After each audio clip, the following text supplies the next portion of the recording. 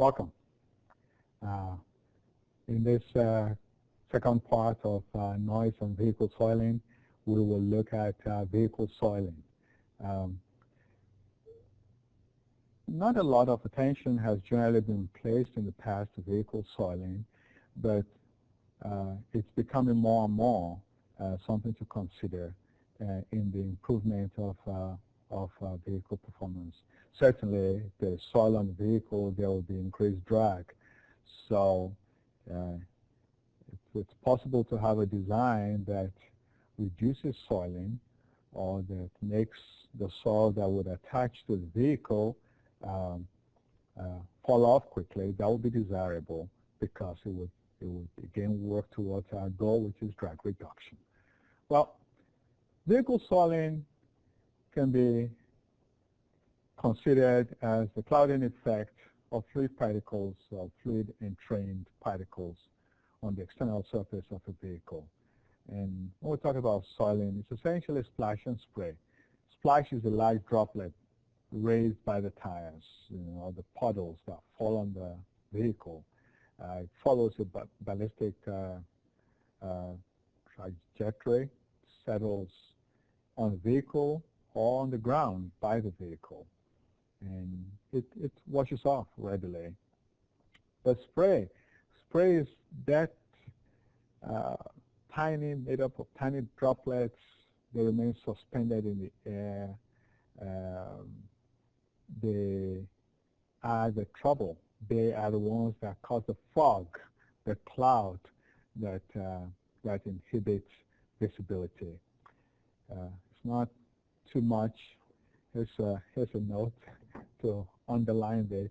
It's not so much the splash as it is the spray that causes inconvenience in the least and serious dangers in operation in the operator visibility and the impairment and harm to the pedestrians.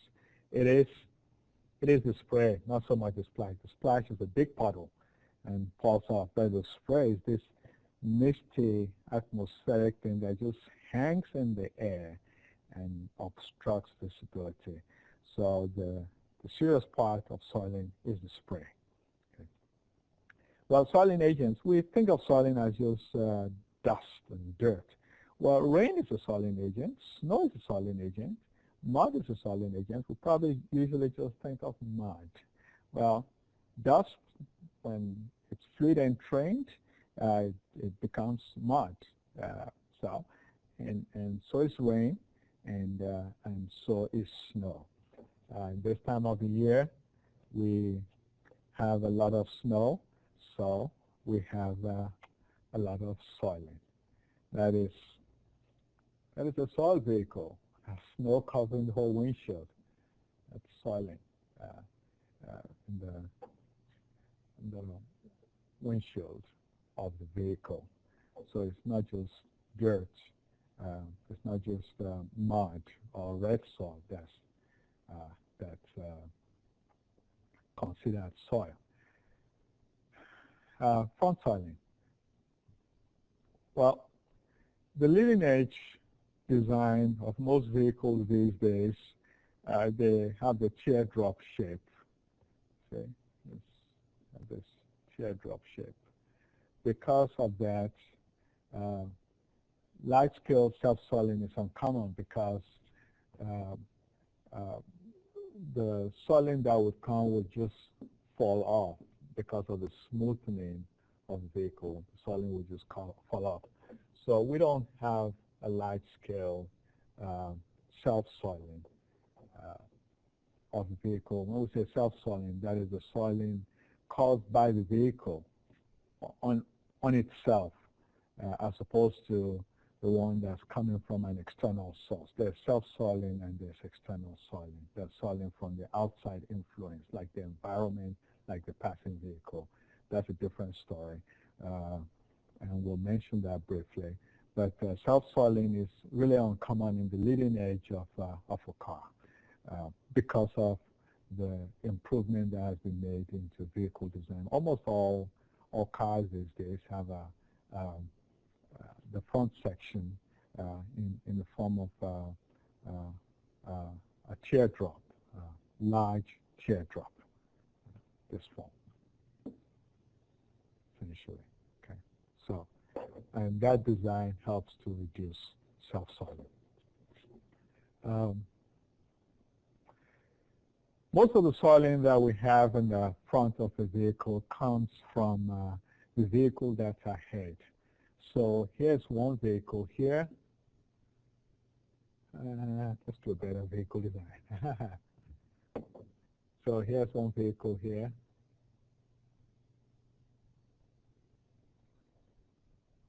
And here's another vehicle. Let's say this is going this way. Here's another vehicle in front of it. Oh, think of this vehicle in front of it, this coming behind, this one in front of it. The rear tires of this vehicle, let me get it its rear tires there, would just shoot out dirt, and this is going this way.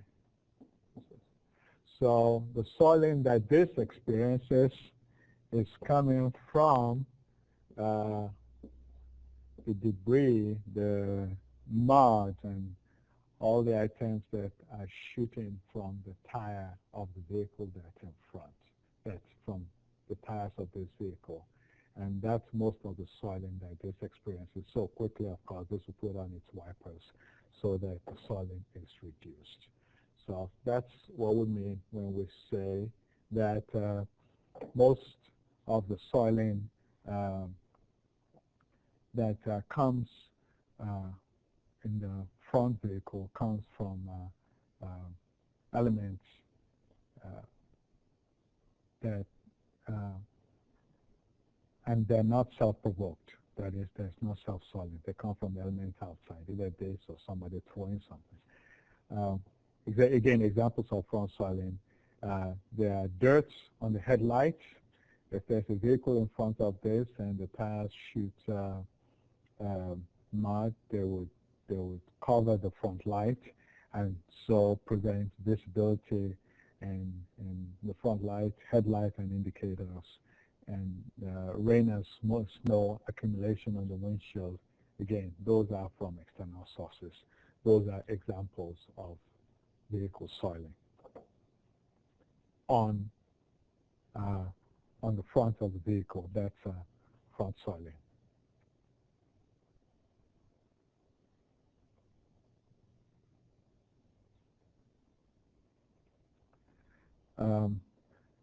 The windshield wiper is the most effective attenuator of windshield soiling. Just employ the windshield wiper and the soiling starts to disappear and clean up. Occasionally, one may need to go in here. That's the gap between the hood and the base of the windshield, and manually clean out what looks like a gutter in there to effect cleaning, especially in the winter season, because snow can accumulate there and it can freeze up the fluid line so that it prevents the windshield wiper fluid from coming out. So even though the windshield wiper is effective, it may be necessary to go in manually and clean out that gutter to prevent the freezing up of the line where the fluid comes, the windshield fluid comes from, usually somewhere around here and around here. Okay, so keep that in mind. It's important to keep the wipers blades in good condition.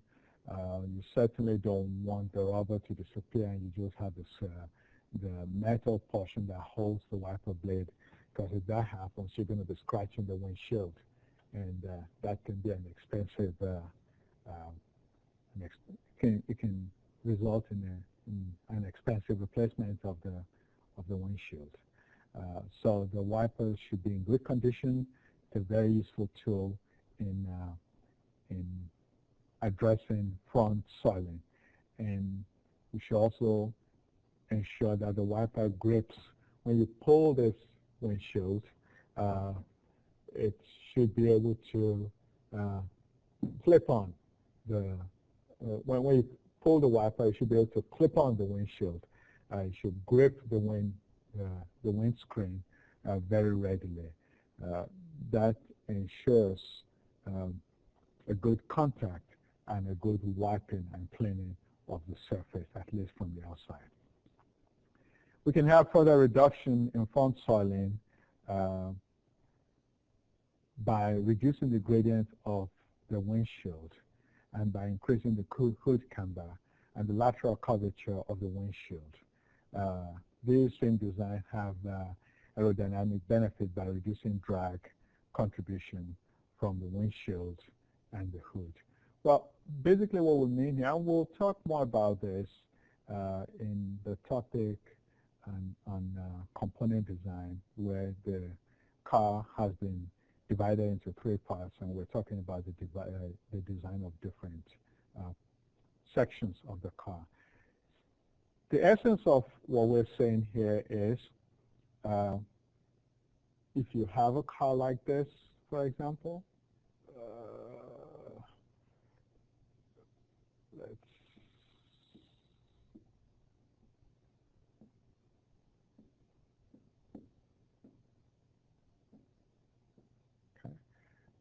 this leading edge.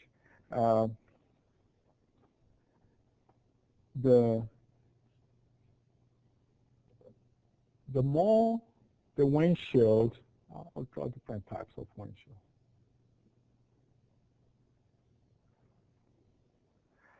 The more the windshield is towards the flat, up to a point, up to actually about 60 degrees inclination here, the less the soiling. So we want a windshield like this. This is preferred to this. This is better. This is better than this. This, in addition to improving the aerodynamics of the vehicle, it also reduces the soiling of the windshield, and that is the curvature. That's we increase the slant. I mean, we reduce the slant of the windshield. The curvature will mean instead of having it straight like this, we have it something like this. Okay, so one thing, reduce the slant from the almost vertical position to approaching horizontal position, and this is true for this up to about 60 degrees. But also, instead of a design like this, have a design which is already shown. Have a design like this. That's improving the curvature of the windshield. And the same is true of the camber. What's been said of the windshield is also true of the camber. And so things like that help to reduce the soiling, the front soiling of the vehicle.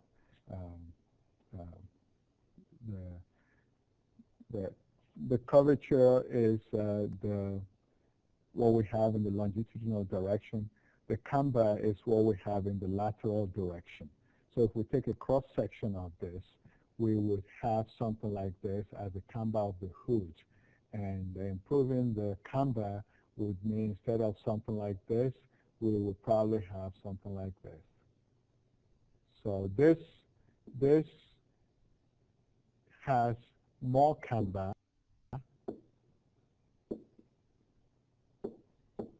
than this. Okay, this has more camber than this. This has less camber. So the more the camber, the better the probability of reducing front soiling on the vehicle.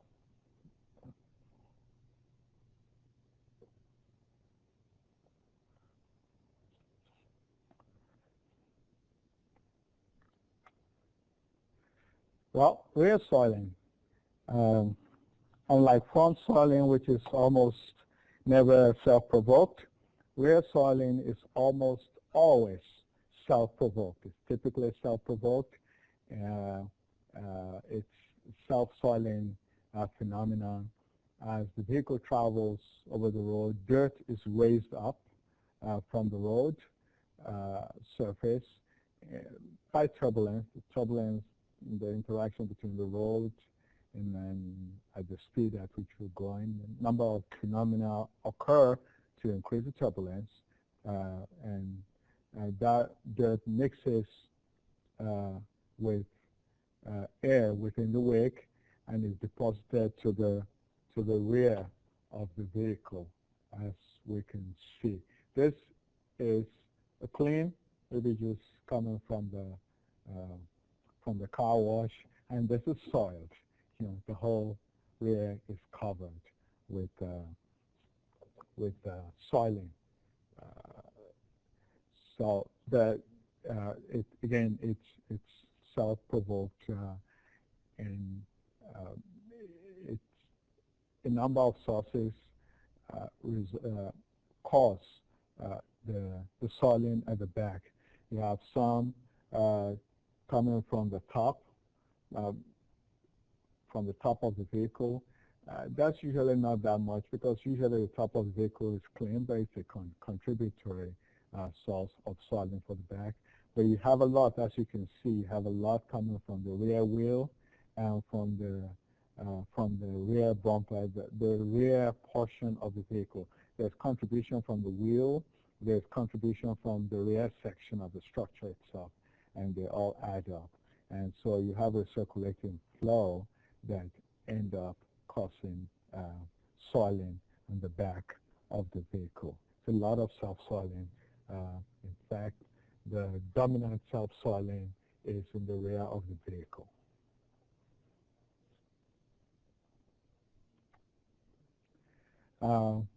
Rear soiling, we want to look at the effect, how rear soiling affects the different designs. And the highest rear soiling is experienced in the station wagon.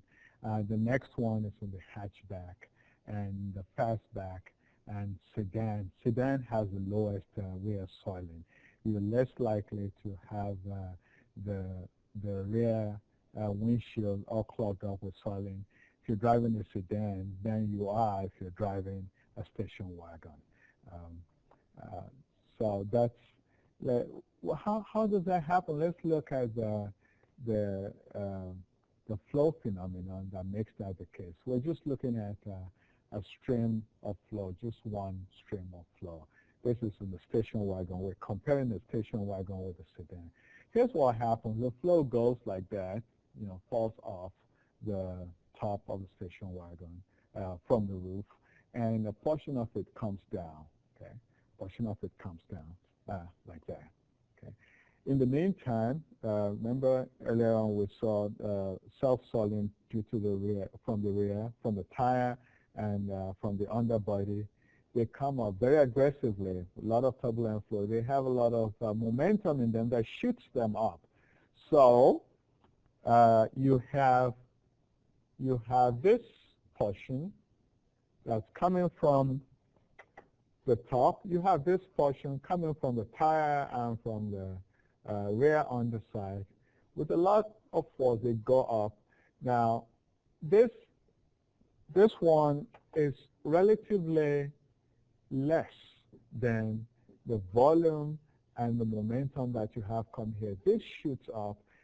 If even there's a little bit, let me do that. This comes up this way, as has been shown, and this is coming this way. Okay, the amount that comes up here is such that it displaces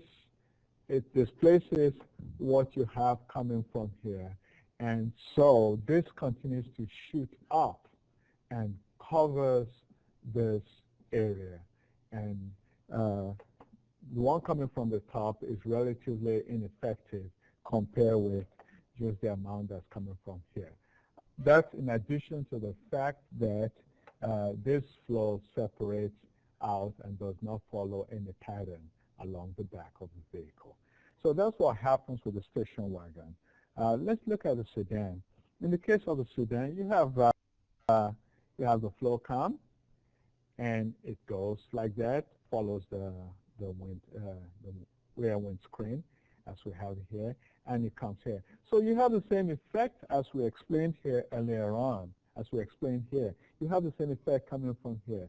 But look at the distance between the location of the rear windscreen and the offshoots of the soiling. Look at the location here in this case, and look at the difference, the distance here in this case, and look at here, it's almost nothing. So what happens in this case is, in the case here, is that it still shoots off, but as it comes here, this follows a pattern. This one coming from the top follows a path that gives it a lot of momentum as it comes. So it comes with this force, and that force kind of restrains, this force restrains what's coming from here. So it becomes kind of like that. So this, first of all, the profile of the vehicle does not favor this going on like that. Two, the profile of the vehicle does not favor this going like that and going up there.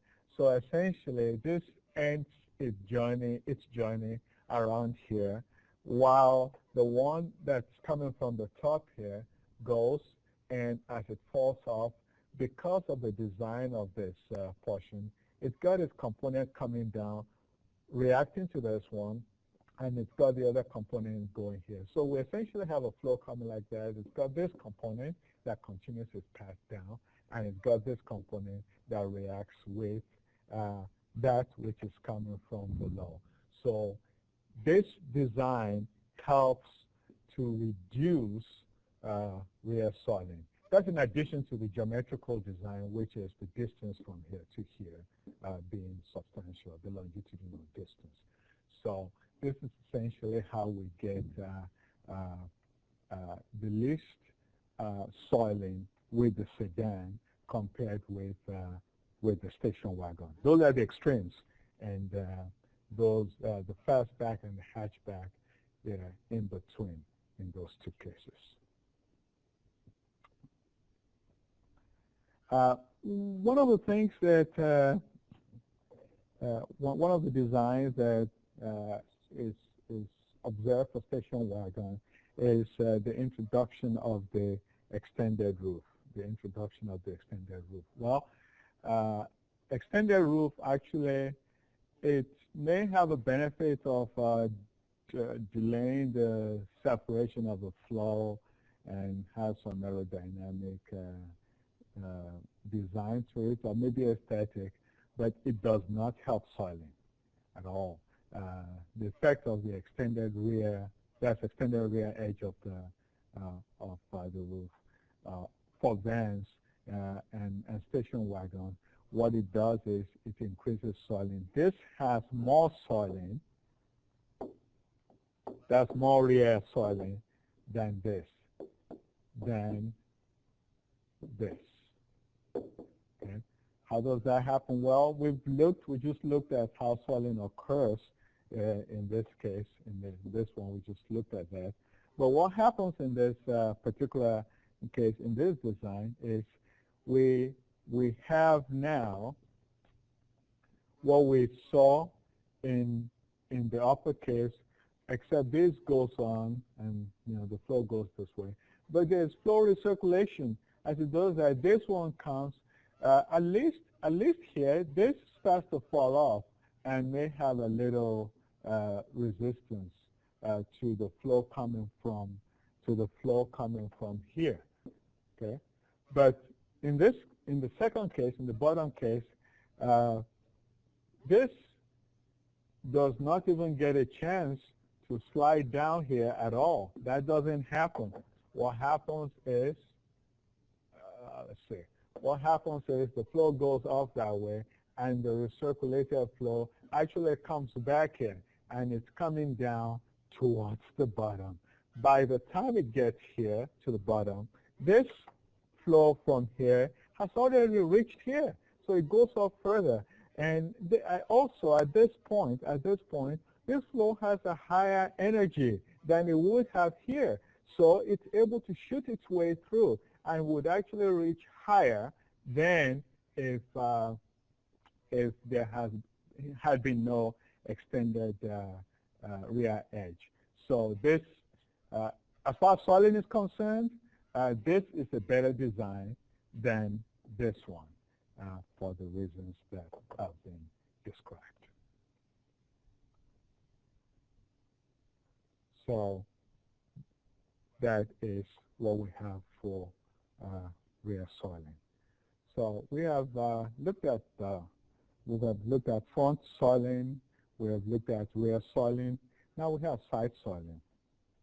This should look familiar, especially if the person goes over a road that has just been tarred and the tarring is fresh. And it's very undesirable because it can stay with a brand new car for the life of the car, except that it's redone. So side soiling comes from three sources essentially. It comes from the front wheel, from the rear wheel, and from external sources. Let's look at those. From the front wheel, well, this is what happens. In the wheel housing, we have the picture is actually self-explanatory. We have the tire rolling that way, and reaction in the flow here. So you have the debris, the soiling material come from the front wheel, and some of them go out into the side, and some of them go on the vehicle. And whatever is here, because the flow is going against the stream, pre-stream condition, it gets swept and actually forced to the body of the vehicle. Most of side soiling comes from the front of the vehicle. It comes from the rear also, but the dominant portion comes from the front of the vehicle, as we have seen in this diagram. So that's one source coming from the front we've seen there. And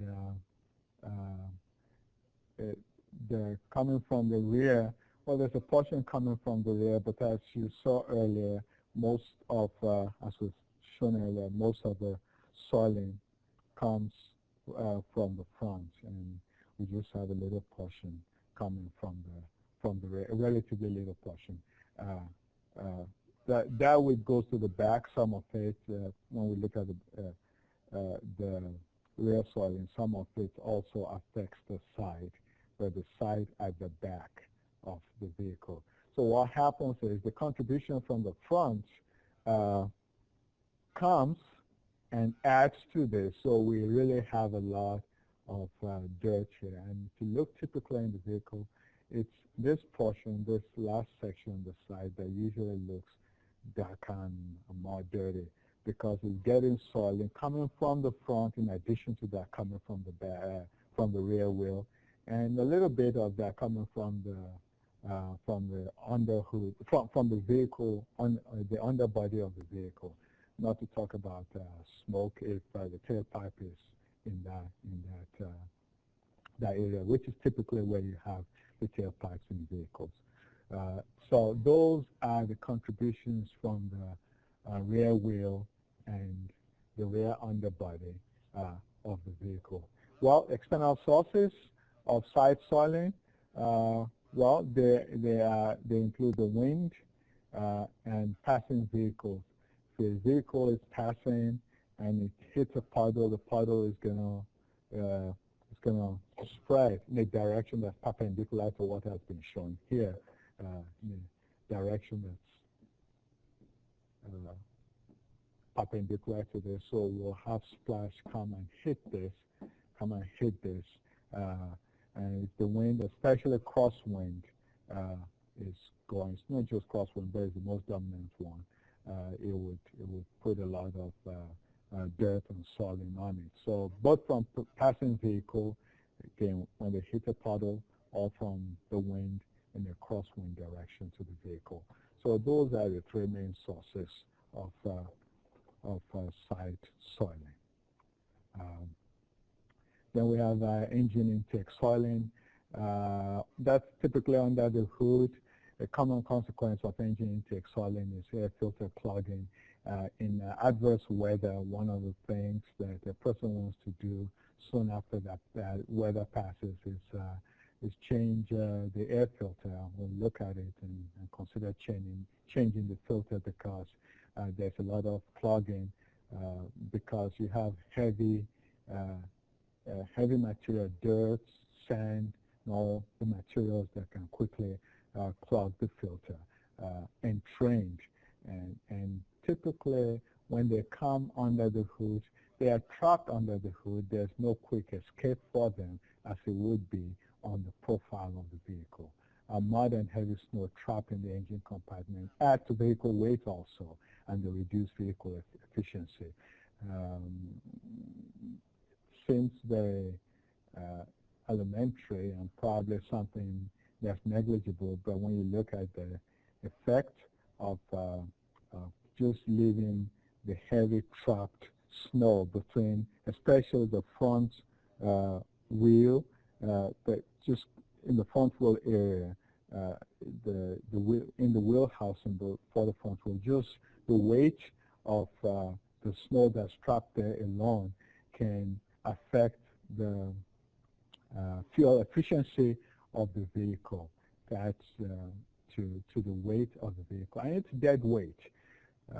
One of the things that I do, and I recommend, is occasionally go, especially when there's heavy rain, and just kick that front portion, the front tire. You see this massive weight of snow just drop to the ground, and that's weight, that dead weight removed, therefore improvement of vehicle efficiency. Well, those are essentially introductory materials to the look on at soiling of vehicles, and hopefully with these taken into account, whenever we drive, we can look at ways to improve our fuel efficiency, the fuel efficiency of the vehicle,